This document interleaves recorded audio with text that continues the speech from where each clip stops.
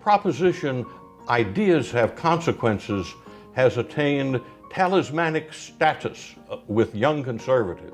Alas, even if they know it is the title of a book by Richard M. Weaver, the great majority of those who use the refrain have never held in their hands any book by Richard Weaver.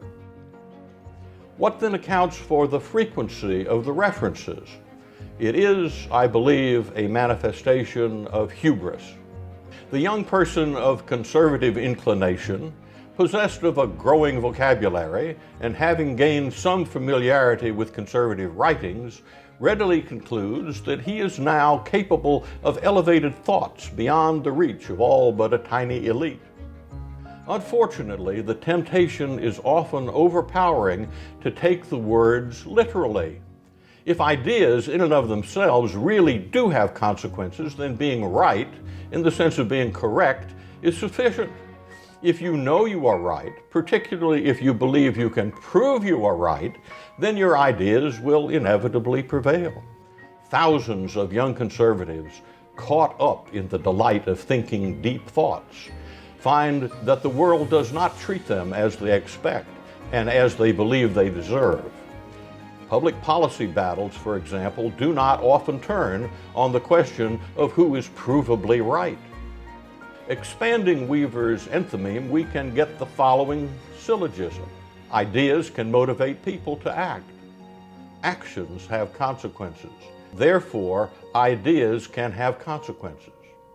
Without understanding Weaver's true meaning, some conservatives often give his three words a dangerously misplaced, almost religious devotion. It would be fair to say he held that actions based on the right ideas will have desirable consequences. He quite correctly gave absolute priority to ideals, but recognized the duty of philosophically sound people to take actions. In 1958, Weaver wrote an essay entitled Up from Liberalism. Russell Kirk called that 1958 essay Weaver's intellectual autobiography. In it, Weaver wrote, quote, "Somehow our education will have to recover the lost vision of the person as a creature of both intellect and will.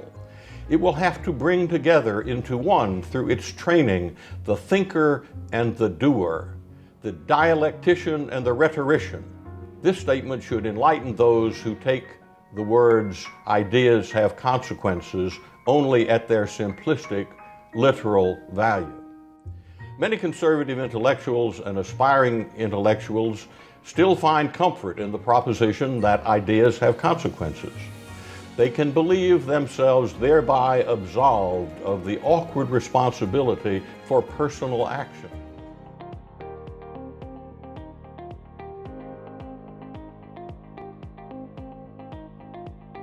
Thanks so much for watching this video. To watch our latest video, click here. And to make sure you don't miss any future videos, be sure to subscribe.